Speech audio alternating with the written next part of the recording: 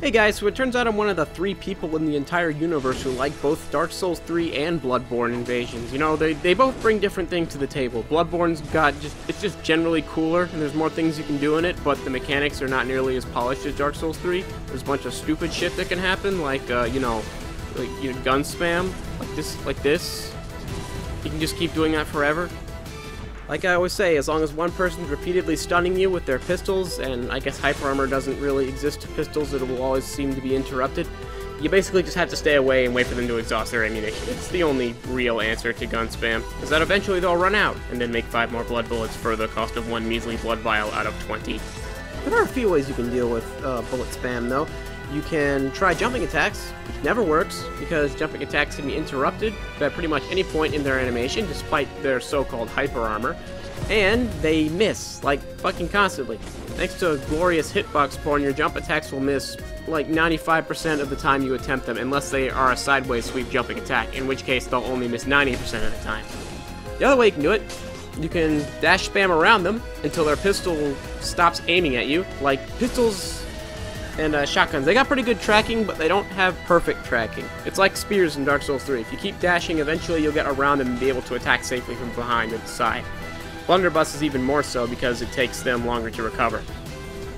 So I'm just holding this checkpoint here. It's a 2v1, so it's definitely a fight I can manage, especially with the rally system in place and with, you know, them not being skilled PvPers. These guys are PvE only, definitely. By the way, speaking of rally, I want to emphasize just how incredibly important rally has ended up being to me. Like, the more I play Bloodborne, the more I realize that rally is probably the most advantageous mechanic to an invader that exists, period. Ooh, look at that spacing. Rally is nothing but beneficial to the more skilled player, because a more skilled player who doesn't panic, who knows how to counter attacks and knows how to punish spam even after getting hit by the first part of it, will be able to make good— holy shit! What was I talking about? That guy just took 377 counter damage from a fully charged R2 from 100 miles away. His weapon's awesome. His weapon's a scythe, and despite that, it's awesome. Anyways, as I was saying, you recover so much health from the rally system, it's ridiculous. Like, I had 18 vials at the beginning of this invasion, and look at all the hits I've taken. I have gotten all of that health back because of the rally system, because they keep spamming, because I roll back and then do a counter roll attack and then get the HP right back. In this game, it is entirely plausible, if not likely, that you'll just straight up beat them in a game of resource management. Oh yeah, and they're dead now. So here I am in the land of sunshine and happiness, Tryhard Ghoul, with the manliest weapon ever invented in Bloodborne, and possibly fiction as a— holy shit, there goes all my health. Anyways, the manliest weapon in Bloodborne, or fiction as a whole, the whirligig saw. Only in Bloodborne is a mace not good enough. No, you gotta attach a gigantic fucking circular saw at the end of it.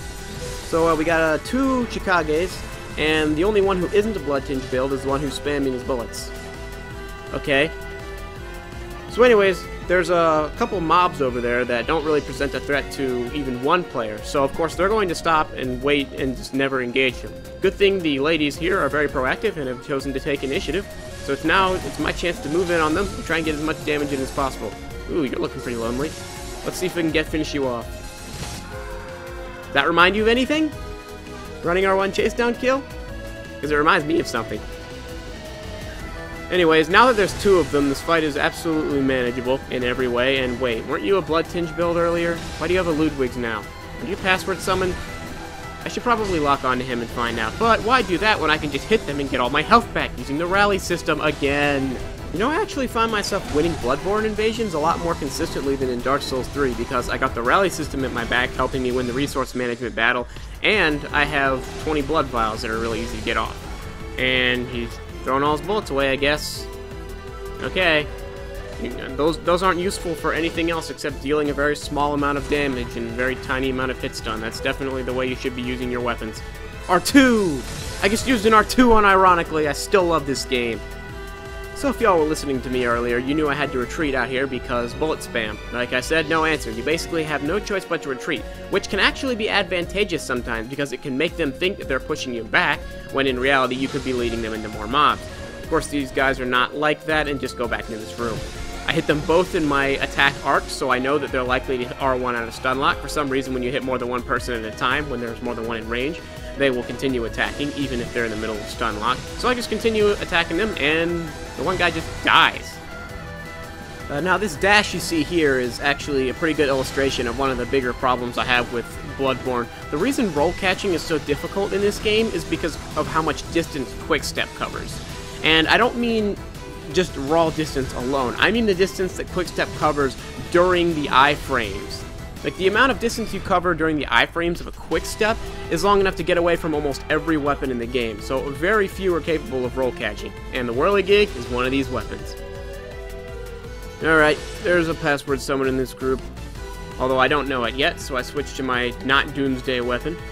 Go ahead and try and get the initiative, and then go on into the mobs, and look, it's password summon Ludwig's, number 578. These things are a dime a dozen, and I hear there's a 2-for-1 Insight special going out right now, as long as the co-op's a thing, and... Alright, y'all are just gonna stand there. Let's see if this works. I've thought of a new strategy to see if I can draw people out from hiding. And the arrow fucking winks out of existence right before it hits him. Thanks, Bloodborne. Alright, let's try this again from slightly closer to see how much range this thing has. Alright, I can hit him from this distance, which is almost meaningless. And it does almost no damage. So I guess we're just gonna play checkpoint tag for however long it takes. Yeah, this is one of the unfortunate realities of invading. Sometimes your opponents, despite there being 3 of them, will not move forward. And you basically just have to wait. And wait, where are you guys going? Are you serious? Are you kidding me? There are 3 of you! One of you is password summon. One of you has a weapon that deals 500 damage per attack. And it does extra damage against all the mobs in this game. You could literally, well, not in the game, in this era. You know what I mean? You could kill everything here in 1 hit. What is the problem? Jesus fucking Christ. I mean... Whatever, he hit me, and just recover all my health with Rally again. As long as the password summon's there, I don't have to feel bad about using this nuke. You know what I do have to feel bad about, though? This co-op group that won't engage a mob if someone pointed a gun at their heads in real life.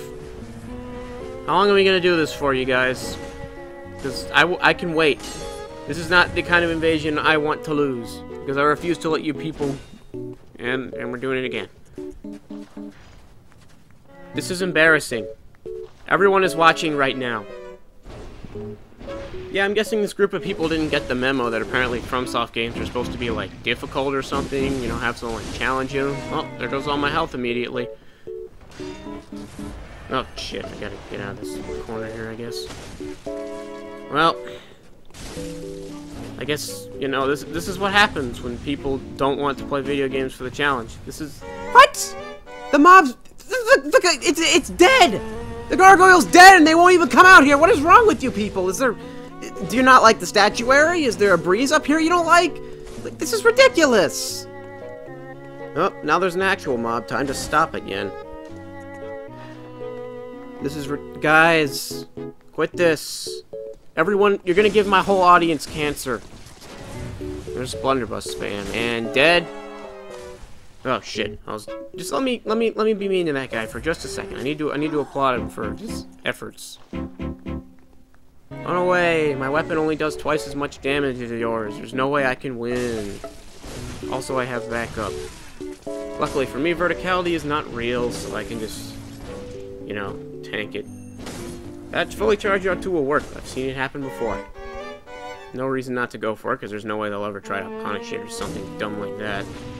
And what I should be doing right now, doing some L2s, because that will interrupt poise weapons, almost all poise weapons. In fact, I don't think there are many attacks that can poise through the Scythe L2, at least in the tricked form anyway.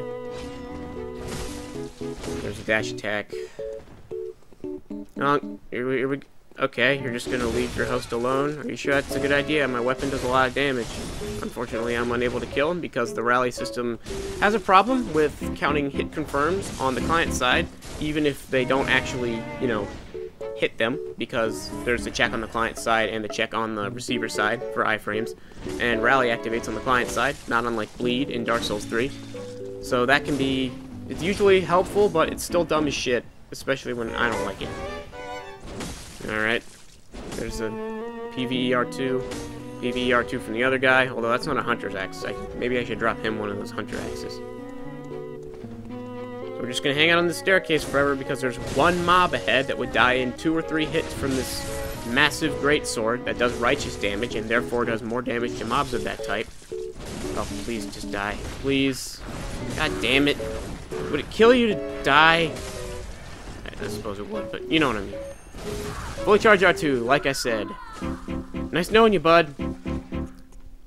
You know, I'd switch to a weapon that matches yours in strength, but frankly, after that, you don't deserve it. I'm using the weapon that hits just as hard as yours, even though it's not a huge hunter axe. No reason to really play carefully here, because I outdamage him so much. No reason. I mean, I'm just not going to play nice with this anymore. Not after that. Not after what you put me through. Oh, shit, jeez, I could be doing better than this right now. Whatever, still got 7 blood vials left, which is way more than enough considering this guy. Fully charge R2 again! And this time it hits him in, what do we call those? Instability frames for extra damage. Alright, he is still fighting back, which is honestly more than I expected. Yes! This is exactly how it should have ended! Death by a mob! The justice is so poetic right now, I swear to God.